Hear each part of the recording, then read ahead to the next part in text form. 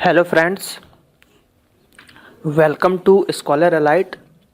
मैं आज आपको इस वीडियो में जो अभी हमारा IBPS प्री के एग्ज़ाम चल रहे हैं जो कि कल से स्टार्ट हुए हैं 16 तारीख से, तो एक दिन में 4 शिफ्ट में एग्ज़ाम कराए जा रहे हैं IBPS के द्वारा। तो उसका जो रिव्यू हुआ, किस टाइप का एग्ज़ाम आया, कितने क्वेश्चन पूछे गए, लेवल क्या था एग्ज़ाम का और कट ऑफ कितना जा सकता है, एस्टिमेटेड कट ऑफ। ठीक, तो वो आज मैं आपके साथ डिस्कस करने जा रहा हूँ, जो कि आपको आने वाले जो नेक्स्ट वीक में सैटरडे और संडे को जो एग्ज़ाम होंगे IBPS, तो उसके लिए बहुत ही हेल्पफुल रहेगा कि किस टाइप से हमको पेपर सॉल्व करना है, कितने अटैम्प्ट करने हैं, कितने मैक्सिमम अटैम्प्ट हम कर सकते हैं, टाइमिंग क्या होगी। इस हिसाब से आपको ये एनालिसिस बहुत ही हेल्प करेगा। तो आप लोगों से रिक्वेस्ट है कि जो इस वीडियो को पहली बार देख रहे हैं, तो सबसे पहले तो हमारे चैनल को आप सब्सक्राइब कर लें, जिससे मैं जो भी वीडियो अपलोड करूंगा आपको नोटिफिकेशन के माध्यम से पता चल जाएगा। और दूसरी बात, हमारे फेसबुक चैनल को भी फेसबुक पेज को भी लाइक कर लें। स्कॉलर एलाइट के नाम से आपको फेसबुक पेज मिल जाएगा, उसको लाइक कर लें। उस पर भी मैं GK अपडेट्स वगैरह देता रहता हूँ। चलिए तो हम स्टार्ट करते हैं आज का हमारा एनालिसिस 16 तारीख का। देखिए, तो यहाँ पे जो है मैं एक ही वीडियो में आपके चारों स्लॉट्स के एनालिसिस आपको बताऊंगा कि कैसा पेपर रहा, क्या रहा।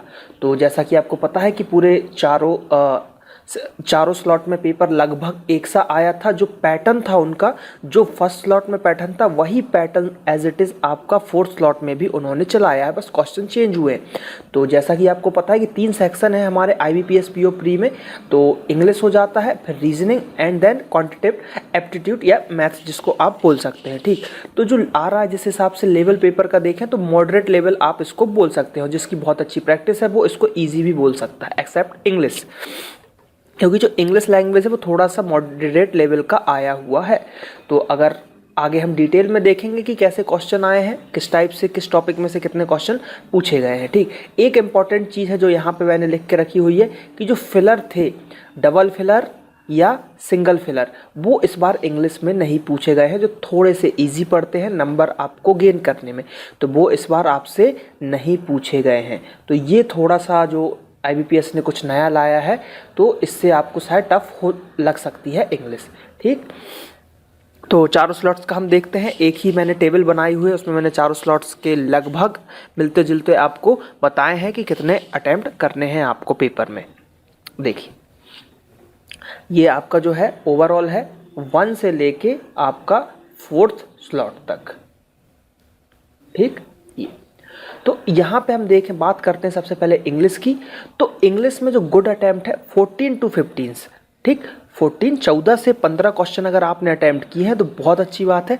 और जिनकी इंग्लिश थोड़ी सी वीक है, तो अगर उनने 12 से 13 क्वेश्चन भी किए हैं, लेकिन एक्यूरेसी अगर आपकी अच्छी है, 12 से 13 क्वेश्चन किए और आपके अगर 11 सही है, तो बहुत अच्छी बात है। और टाइम आपको 15 मिनट देना है, 15 से थोड़ा सा 1 मिनट कम भी दे सकते हैं। इंग्लिश अगर अच्छी है आपकी, तो नहीं है तो 15 मिनट आपको आराम से पैसेज पढ़ना है, आराम से आपको पैरा जंबल करने हैं, सब कुछ आराम से करना है। तो 15 मिनट में आप 15 क्वेश्चन कर सकते हैं इंग्लिश में। ठीक, तो ये आपका हो गया 14 से 15 क्वेश्चन। मैथ्स की बात करें तो मैथ्स में आपको मिनिमम 20 मिनट तो देने ही पड़ेंगे। जिसकी बहुत अच्छी प्रैक्टिस रहेगी तो 20 मिनट में लगभग 21 क्वेश्चन कर सकते हैं। जिनकी प्रैक्टिस अच्छी नहीं है तो 15 से 18 क्वेश्चन तो आराम से कर सकते हैं मैथ्स में, क्योंकि मैथ्स का लेवल मॉडरेट टू ईजी था।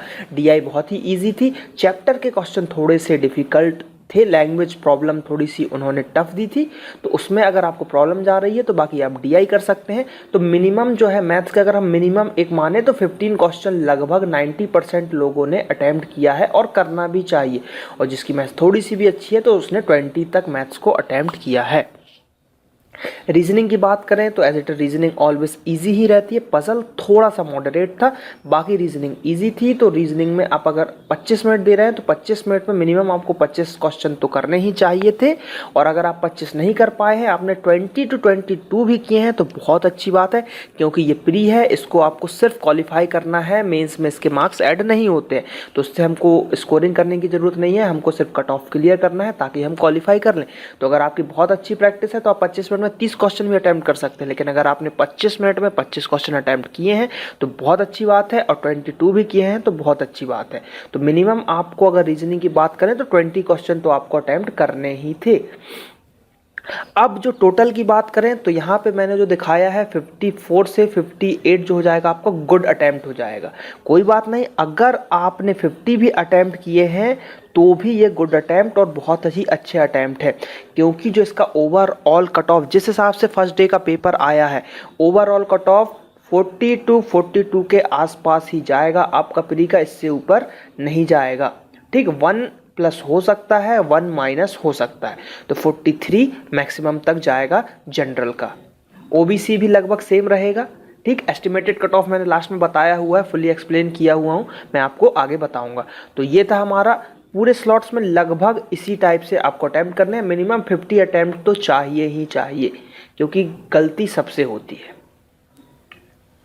अब देखते हैं हम कि मैथ्स में टॉपिक कैसे पूछे गए, कहाँ से पूछे गए, क्या कैसा आया।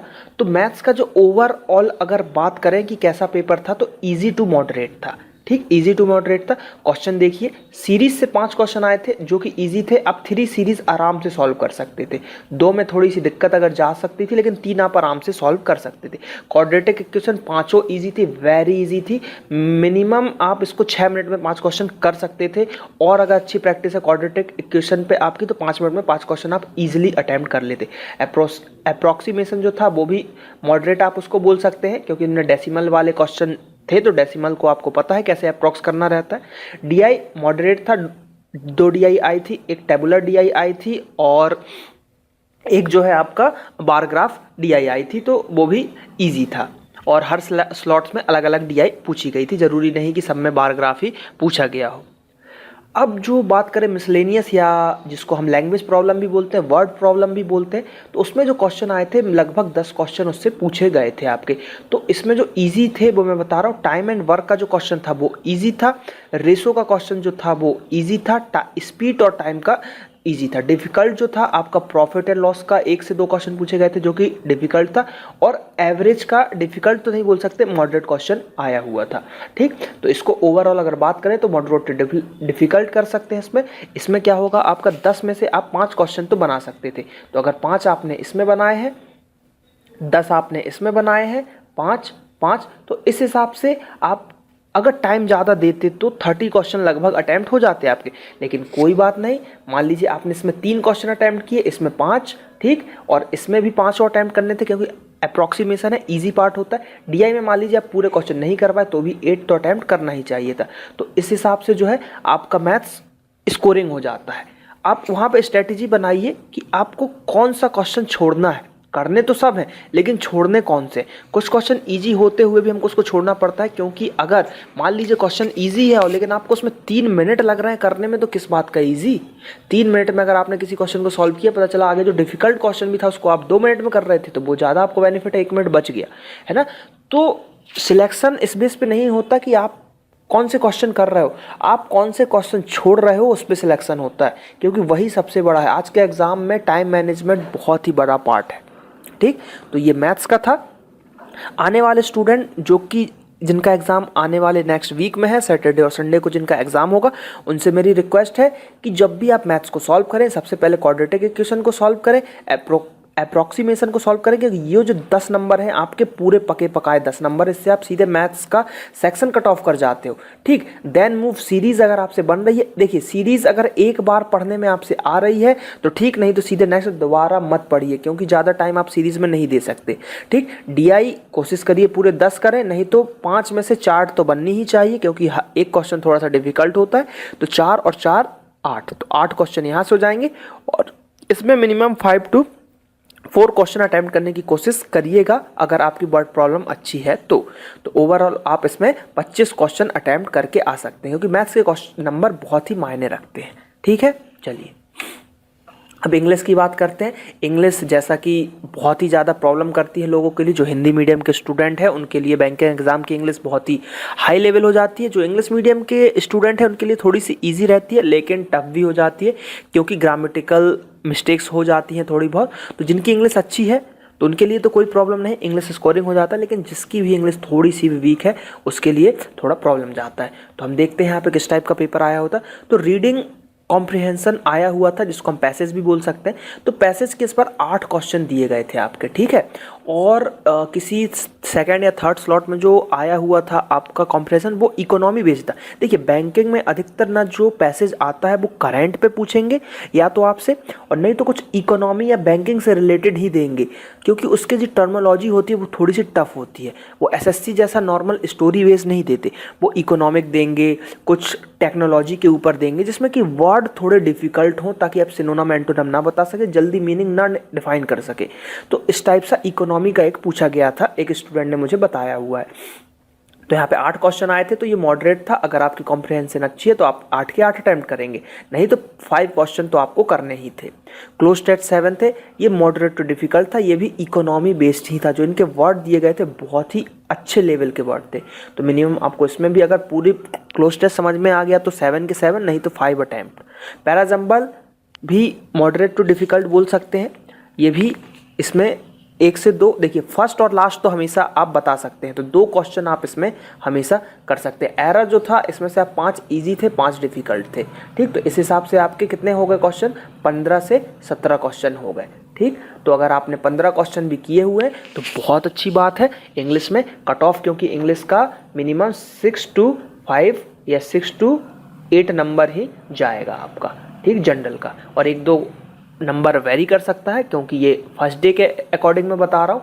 अभी पूरे पेपर होने के बाद जब ओवरऑल कट ऑफ निकलेगा तो उसकी बात अलग रहेगी, लेकिन लगभग इतना ही रहेगा आपका 6-8 के बीच में। अब बात करते हैं रीजनिंग, जो कि ऑलवेज हमेशा ही बैंकिंग एग्जाम में स्कोरिंग होती है। तो जो इनइक्वलिटी आई थी, मैं तो मॉडरेट भी नहीं बोलूँगा, ईजी थी। इनइक्वलिटी ईजी थी। इनइक्वलिटीज़ एक ऐसा टॉपिक है जिसको आप बिना पेपर कॉपी के सॉल्व कर सकते हैं, स्क्रीन पे ही ओनली देख के आप बता सकते हैं कि इसका आंसर क्या होगा। सिलॉग बहुत ही ईजी आए थे, तो 10 नंबर आपके सीधे सीधे हुए। सिटिंग अरेंजमेंट मॉडरेट था, थोड़ा सा टाइम देंगे आप, 10 के 10 बनेंगे आपसे, मतलब 2 आए थे। एक आपका लीनियर आया था, लीनियर सिटिंग अरेंजमेंट आई थी, जो लाइन में हम बैठाते हैं, साउथ या नॉर्थ देखते हैं बच्चे, और एक आई थी सर्कुलर आपकी सिटिंग अरेंजमेंट। ठीक, पजल जो था ये टेबुलर पजल था, जिसमें मतलब किसी में आया हुआ था एक पजल जिसमें कि 3 उनके वो थे कि कुछ लोग हैं वो कहीं काम कर रहे हैं आईटी कंपनीज में, इस टाइप से एक पजल आया हुआ था। तो ये भी मॉडरेट टू डिफिकल्ट था। एक पजल इसमें बन जाता है आपका 5 नंबर का। अगर एक नहीं भी बन रहा है तो आप उसको स्किप कर सकते हैं, क्योंकि आपके 25 नंबर तो आपने यही कवर कर लिए सिर्फ पजल में।